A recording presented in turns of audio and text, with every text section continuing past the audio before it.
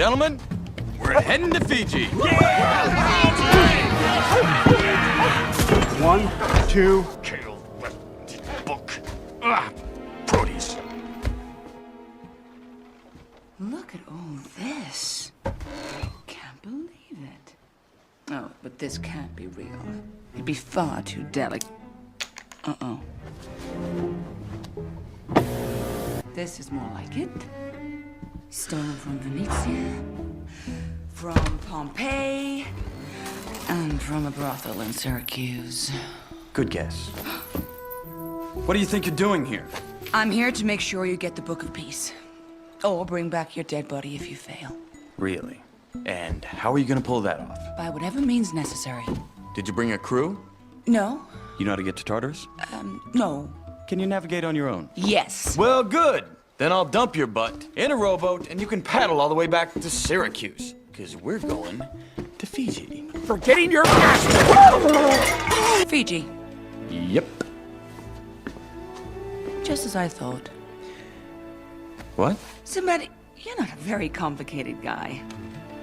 All someone has to do is imagine the most gutless course of action and you're bound to take it. Hey, this is not my problem. I did not steal the book. You're really not gonna lose any sleep over this, are you? Not a wink.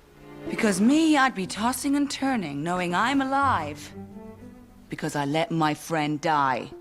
I'm not responsible for this mess. And I didn't ask Proteus to put his neck on the line for me. Look, clearly I can't appeal to your honor. But I have other ways of convincing you. Really?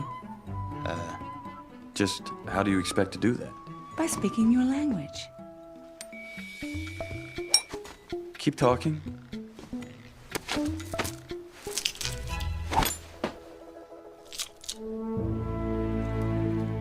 Yep, this'll do.